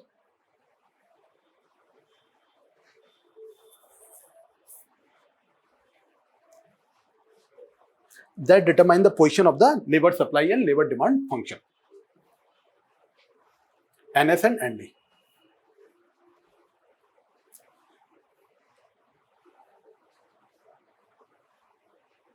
Okay, and the position of Determines the position of see the what are the factor will influence and the whatever factor influence the position of labor supply and labor demand curve and the position of production function, because you have got three functions, right? This production function, labor supply function, labor supply and labor demand function. So whatever factors will influence the position of these three curves will influence your output and employment. Any doubt about? Okay, now please write down. The production function is shifted by technical changes. production rate influenced by Production function. See what is happening here. What I'm saying, this production function will be influenced by the technical change. And see, now you understand that question more deeply. If our labor are become more technical, they are more skilled, so that will influence my production function. And that is what is happening in economy, not only in India but in many economies. The employees are becoming more skilled. They are bringing more output. They are bringing more national income. So if your employers become more skilled, that will influence your production function. How that will influence the production function? It might happen. Where to draw it? I will take this one. Okay, I will take this one, black one. Okay. Let me suppose this is your production function. Okay. Now they become more skilled. Let's say this was the equilibrium output. For N naught, you are getting this output. Fine. Any problem here? This is equilibrium. Now let's say your employees become more skilled. So what will happen? Can you tell me what will happen to this graph? This will shift like this. Okay. So what will happen? For the same employee, they will bring more output. Got it? This is what happens through technical. Okay. Let's say you are preparing for UPSC. In two years, you become more skilled, right? So that is you become more skilled. Your efficiency, your output will increase. So the GDP, India's national income will also increase. Fine. You understand this point? And you aggregate thousands of people like you and me, right? So that's how national income will increase. Any problem? So remember, technical change, skills. That is what brings. So that's what the UPSC has given. See, this is a big problem. And Professor C. Rangarajan, if I'm not mistaken, he had mentioned this point many times. But he wrote a wonderful article. He has written a paper on this thing. Okay, I cannot recall the name. But in UPSC preparation, you cannot read research paper. So what I generally do, I read research paper and try to share the information. He has written he has explained this phenomenon in details, and he has used all these frameworks. Fine. Now, please write it down. The production function is shifted by the technical change that alters the amount of output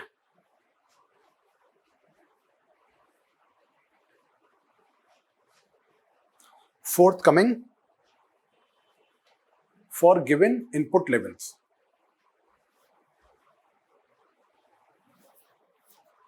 Okay. Okay. Population growth.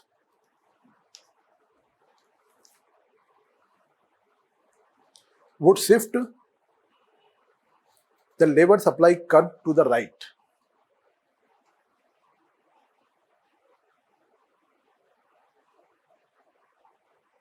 Do you understand this point? What I'm saying here?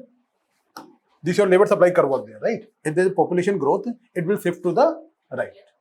Right. Okay, not upward. Okay, to the right. And now this is your homework. Try to think why it will shift to the right. So this means what I'm saying, population growth will also influence your output and employment. See, let's say population growth is there. It will shift the labor supply curve to the right. So the equilibrium point will change. What will happen to the equilibrium point? It will shift to the right. Okay. So can you see if the N node is shifting, what will happen to your output level as well? Fine. Second factor is the labor. Oh, just a minute. The position of the labor demand curve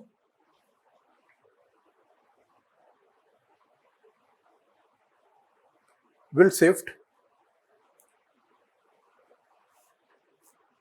if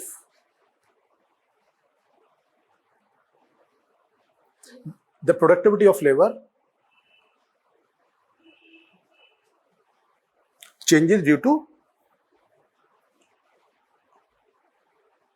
productivity of labor can changes due to two things. One is the capital formation. Okay. Capital formation. Okay. Capital formation or technical change. Technical change we have already seen. Okay. So employees becoming more efficient or there is a capex. So this will shift your labor demand curve. Yes. So you got my point. What is the fundamental tenet of classical school? What they say, Change. labor demand curve might shift due to two factors. What? Capital formation or technical change. Yes. What the technical change will do, they will make employees more efficient. Or let's say technical change is positive, we believe. Otherwise, sometimes technical change may even degrade people. Okay, Yes. that's fine. So, what I was saying, I forgot. What I was trying to say. You're saying that capital formation. No, before this, what I said. The position of the labor. Okay. Labor demand curve. Okay, the position of the labor demand curve is influenced by these two factors. Yes, sir. Now, given this background, I think this is fine. You understood supply factor, this is there. You understood that W is equal to MPN, right? Now, please write it down. Aggregate supply function.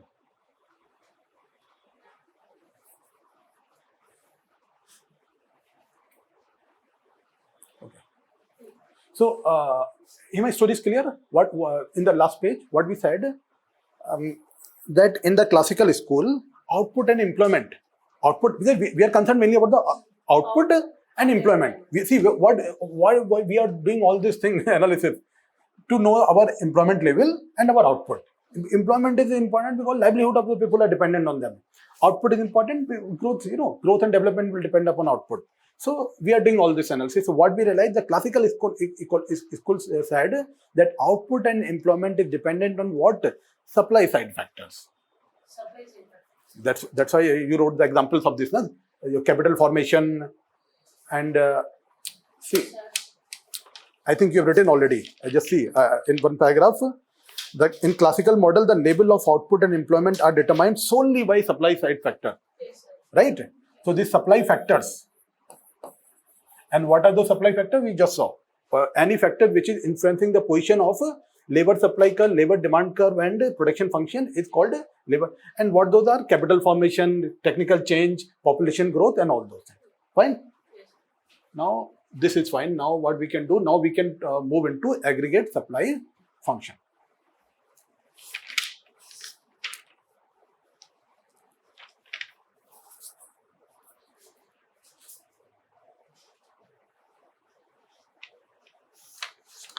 Okay, please write down the aggregate supply curve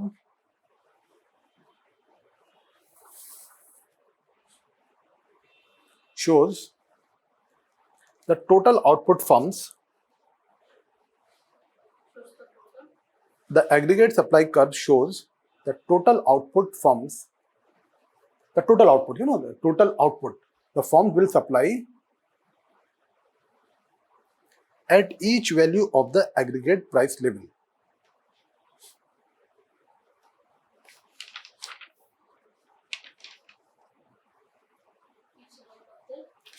At each value of the aggregate price level. Each value of the aggregate price level. Fine. So, again, we will go back to our original equation. MPN is equal to W upon P. What is the labor product, marginal product of labor is equal to real wage. So, and this is W, let me write the denotation, W is money wage, P is equal to price, W by P is real wage and MPN is equal to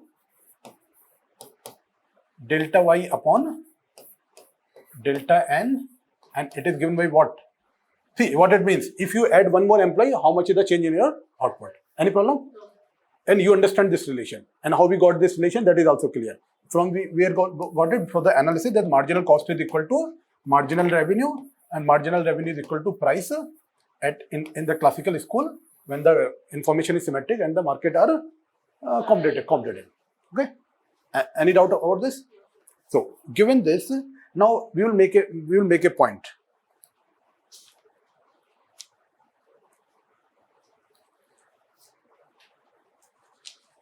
What you will write?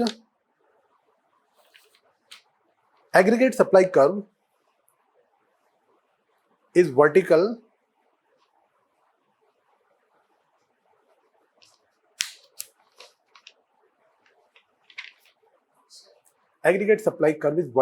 as per classical school. What it means? What I will do?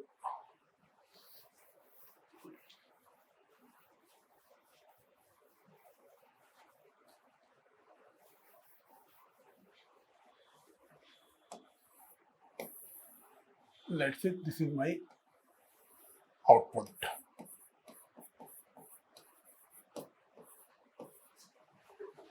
And this is my price level. Price level P1, price level P2, and the price level P3. And this is I'm calling Y. And this is what? Right. Fine. So so far what we saw, we were looking for we were doing analysis for a particular firm, and we started from here, W upon P. Then we aggregated all these, see this is let's say this is MPN for IAS firm. Then we aggregated all the firms and we got labor supply curve and labor demand curve, right? We equated them and we got this equilibrium point and not. Okay. Now, what I am saying, listen carefully, very, very important point. In as per the classical school, the output aggregate supply curve is vertical, and even at the different price level. What I am trying to say, come to this point again. W is equal to PN. Let's say MPN. Your MPN will influence your output. See what MPN means. MPN simply means if you add one more employee, let's say I'm talking about the IAS form. If I add one more employee, what would be the change in my output? If I aggregate all the MPNs, what I will get? I will get the output of the economy. You got it? See, MPN is equal to delta Y upon delta N. And I am doing it, let's say, for the first firm. So I will get the additional output of first firm. Then I will do for all the firms. I will aggregate them and I will get this output function. Any problem? Fine. So what I'm trying to say that as per the classical school, this output is constant, and why it is? You will say, okay, how it could be possible? Why the output would be, let's say I change my price level. The market is equilibrium. So see, just listen. What will happen? What you will say? See what I'm saying. The sub aggregates. This output is constant irrespective of the price level. Let's say price level is P. I'm calling it aggregate price level, and this I should call it aggregate output. Okay, and you understand this part. Aggregate output is nothing but let's say I take summation of MP and I is equal to 1 to N. Right? This is nothing but your Y. Any doubt in this? And MPN, what is MPN? Additional output. What I'm claiming that this is constant irrespective of the price level. Now you will say, okay, how it could be possible? My MPN is equal to W upon P, right? Let's say my price level changes to my price level. Inflation is more. So let's say my price level changes to 2P. So what will happen? W upon, let's say, let's say earlier it was W1 P1. Now the price level changed to W1 upon 2P1. So you will say, okay, see now the price level has doubled, my MPN will automatically reduce. And how you can relate it? If the inflation is more, if the real, see, when the price level is high, this means your real wages has decreased. If the real wages had decreased, then what the employee will say? Okay, when the wages are not there, so who is going to work, right? Both, those who are working in the organization or those who are looking for work, both will say the same thing. Do you understand this part? And in the classical school, in the short term, okay, see what we assume for a particular firm, we assume that your wage is constant, that W is constant. But see, very, very important point. Listen carefully. For a particular firm, we can assume that W is constant, that wage is constant. But we cannot. But what the economy is? Economy is consisting of many such firms. We cannot assume that W, that means money wage is constant. What we will say, as the price level will change, your W will also get change. So what will happen? Let's say if you increase your price level to 2, so this wage will also increase to 2. That's why MPN will remain same now. See, earlier my MPN was W1 upon P1. If my now price level increased to 2 P1, so my wages will also increase to P1. Why? See, what is happening in the, okay, forget this mathematics. Think like a, simple layman. You are in economy. You are running an organization. Okay. The wages have, prices are high. Inflation is there. So real wages, employees will see, okay, see, I'm getting, what the employee will say, I was getting 1,000 rupees, let's say wages is $1,000 per month. Okay. They will say, I was getting $1,000 per month, but let's see the inflation, see the price level. So although my salary is $1,000 per dollar, but I'm not getting that good a basket. You understand that good a basket? So they will say, they will feel unsatisfied. Their satisfaction will reduce. So they might not be willing to work. So what the organization will say? Organization will do, they might, what they will, tell me what they will do. If the, so see, they will try to get, see, if the wages has reduced, what they will do, why not to get more employees, right? Because these particular, the employees who are working in the organization, they are not willing to work. Why not to bring more employees? So to bring those employees, what they have to do, they have to increase the wages. Otherwise, the outside employees, what they will say, why am I going to work? If they increase the wages in the stream that labor to that. Yes, okay, that is also, if you increase the wages, the people who are working, they will also say, okay, we will work more. Or this way, you can also ask other people to come, right? Let's say organization increase the wages, so more people will come. When the more people will join, so and every organization does this way, so accordingly your wages will also increase. Got my point? See, forget mathematics. You understood it logically? So that's what is happening in economy. For a particular firm, you can assume that W is constant, but when you looked at economy wide, you cannot assume that wages are constant. As the price level increases, your wages also has to adjust. If the price level is double, because see, what people is more worried about, people are more worried about real wages. If somebody says, your salary was last month 50,000, this month is next year is 1 lakh, but your inflation is gone 500 times. Is that 1 lakh of any use? No. What is more important is standard of living, your real wages, the satisfaction, your quality of life, and that comes only through when you compare real wages. Fine. So always remember, as per the classical school, whenever your prices increases, your wages will also accordingly adjust. So, and to what point they will adjust, so that your MPN remain constant. What was in earlier situation, in second situation, it will also be same.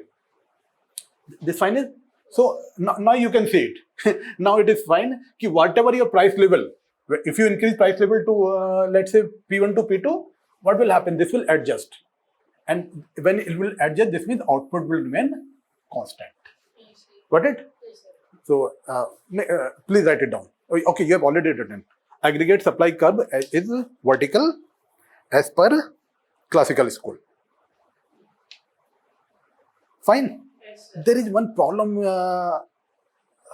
Okay, let me see if something is missing. Mm. Okay.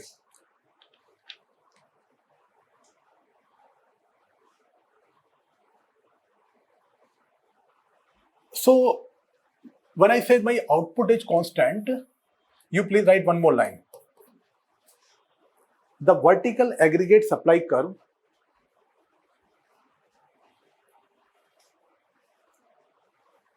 illustrates the supply determined nature of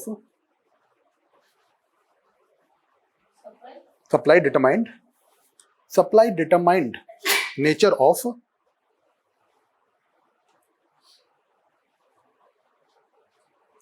output. Supply determined nature of output in the classical school.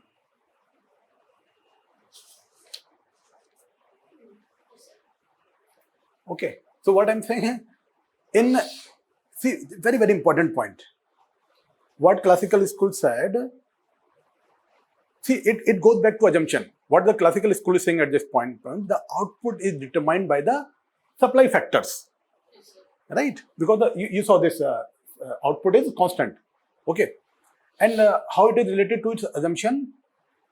What you assumed in the classical school, that it is based on real factor, not monetary factor, and there is no state intervention. Fine. So, supply will affect output in aggregate, in a classical school. Now tell me, what are the factors that will not influence output in classical school?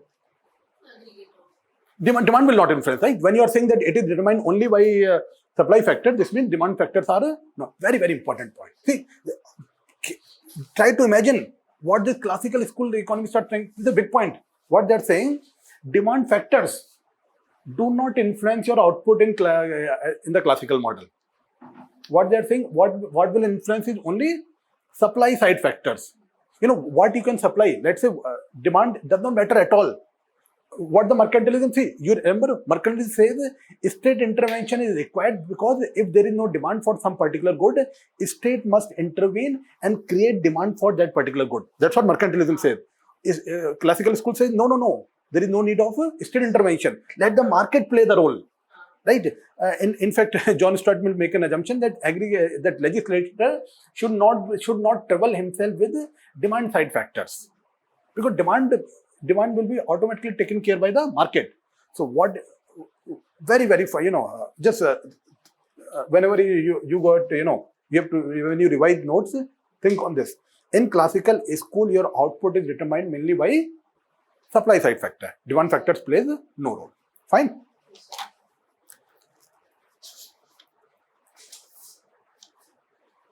Okay. Aggregate demand will have no effect on output. Fine. Okay. And what are the demand factors? Just write a few examples. Factors such as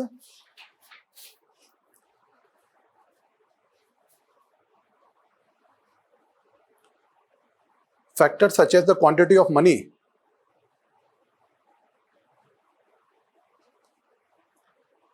comma, level of government spending, level of government spending, the amount which the government is spending, comma, level demand for investment goods by business sectors,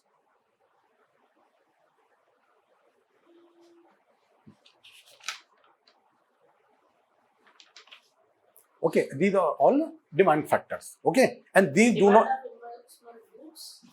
demand of investment good by business organizations.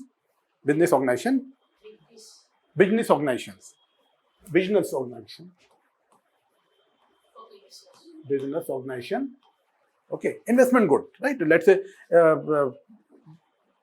you understand. So all these are demand factors, and these factors do not influence output in what? Only in the classical school. Remember, see, when you tell something, say something about an economy, you have to give reference to which school you are talking about. So as per the classical school, government spending, quantity of money. See what the classical school said. What is the purpose of money? Only as a mean of exchange. Money has no intrinsic value. What the mercantilism school said? No, money can stimulate demand. Money can stimulate consumption. Fine. So mercantile school said that, but the classical school said money has no intrinsic value. It is just an action value.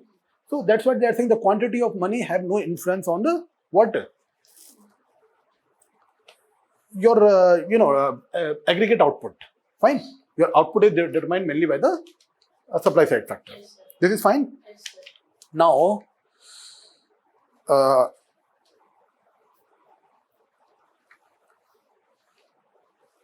you already know that what are the assumptions of classical school? Perfect information on there is a perfect information, and what else? Prices are perfectly flexible prices and wages. You saw it, whenever you increase the prices, your wages will also increase accordingly. Fine. Given this background, now see, one question must come to your mind automatic. Now you understood the big picture. So we started with mercantilism. Then we saw a GDP accounting thing. Okay, you understood what is a GDP calculation through consumption method, through income method, right? Then we talked about indexes. Then today we moved into classical school. We saw what is we first saw their assumption. Then we saw what is MPN. We saw the relation between aggregate function and MPN. Fine.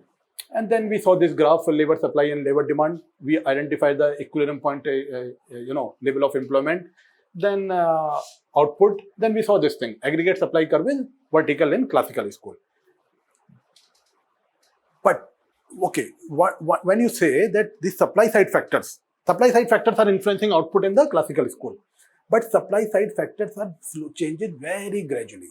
Let's say somebody says, what was one of the supply side factor? Skills.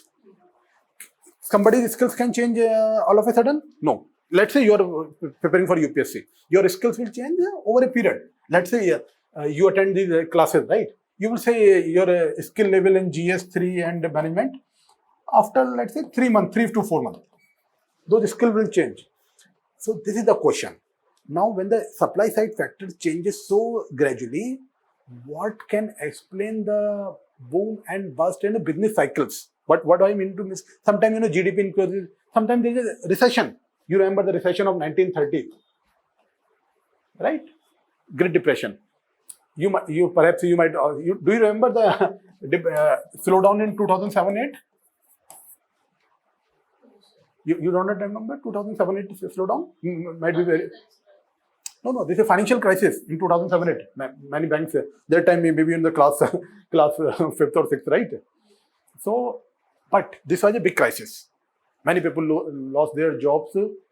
Hopefully, if I can say during this financial crisis, how to say, I was having very, very high wages, because I was in the government organization. Okay. But see, when you're in government organization, your jobs are secured. But in informal jobs, they're big trouble. What my point is, if the supply side factors changes so slowly, what brings into the picture these business cycles? Business cycles mean this slowdown and then the rise in the economy, GDP. Why it happens?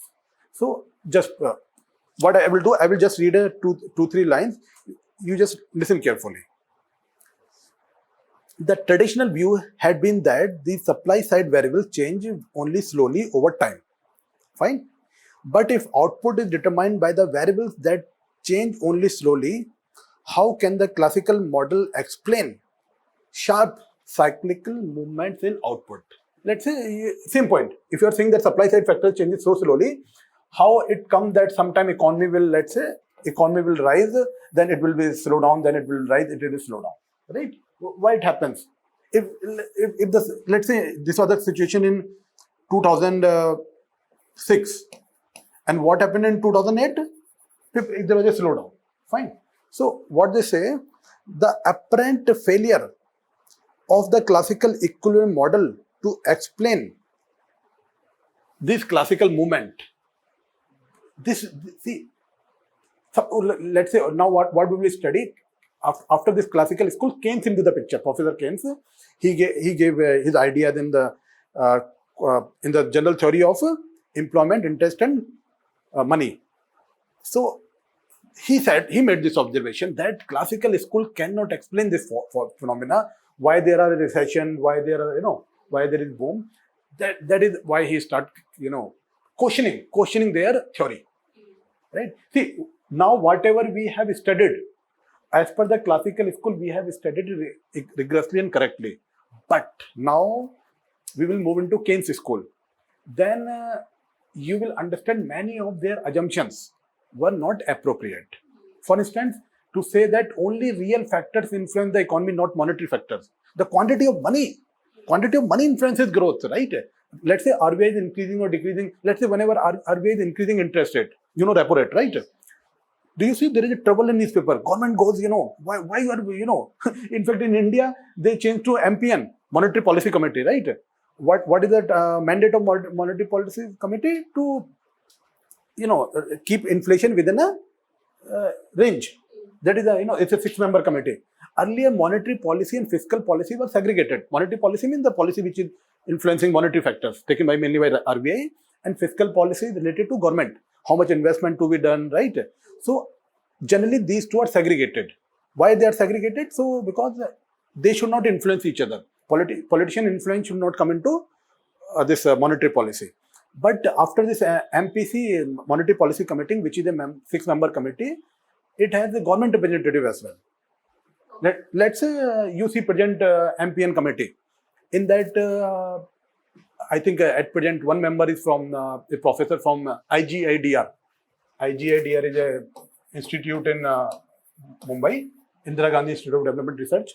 Before that, there was a Professor Chetan Ghate. He is a wonderful macroeconomist, and he was an English school Delhi.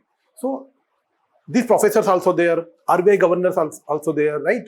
So why? Who represented these professors? These professors are represented by government. So what they say, you now collectively take a decision to whether to increase repo rate, decrease repo rate. So whenever you increase interest rate, what will happen? Investment will decrease. Okay. Not always, but yes, 99% cases. Again, this somebody can question this theory as well. But general view is that whenever you increase the interest rate, that increase repo rate, what will happen? Investment will not come. If the investment is not coming, then what will happen? Then there will be no limited growth. Employment will reduce. Fine. Now, tell me this thing. Just now, if you are following newspaper, MPC said, Monetary Policy Committee said, the repo rate will no change. There was no change in repo rate. So what it means? They use the word pause in repo rate, right? There is no change. So it means, let's say inflation all of a sudden shoots. Then the Monetary Policy Committee will have no choice but to increase the repo rate, because whenever the inflation is high, they have to wipe off the money, excess supply of the money. And how they can do it? When they increase the interest rate. When you increase the interest rate, see, when the RBI increase the repo rate, banks will also increase their deposit rates, and the people will deposit more, and that excess supply of money will move into the banks. Fine? Yes, You got the big picture? So now, what we will do in the next lecture, we will study about the money and interest, again from the classical school perspective. Okay, and this is very, very important. In fact, I will suggest you to read macroeconomics chapter 2 of NCERT macro. Okay, this is very, very important. First, I will say first 3-4 chapters are important. Class 12 macroeconomics. Money interest, what we will study here? Quantity theory of money. Quantity theory of money, very, very important. What it says, the price level are determined by the quantity of money. And what that equation is? Quantity theory of money. And Professor Irwin Fisher, he has a big role in this. Irwin Fisher, what he said? Yes, MB is equal to PT. PY or P, in fact, I should write it like this. Okay, and I should like it identity. Do not worry about what 3 symbols means. Just to be rigorous, I am writing it. What it means? M means money supply, quantity of money. V means velocity. P is the price level, and Y is your output. And we are assuming that your velocity and output is given, it is constant. So what happens indirectly, your money supply is dependent upon price level. So important point. Yes, sir. Your price, see, that's what you saw in economy. If there is excess supply of money, there will be inflation. That means your price level, see, now what it says, money supply is directly proportional to prices, right? So whenever there is excess money, the inflation will be there, and RBI has to wipe. See, this, when the UPSC Prelims is asking question like this, what is open market operation? What is sterilization?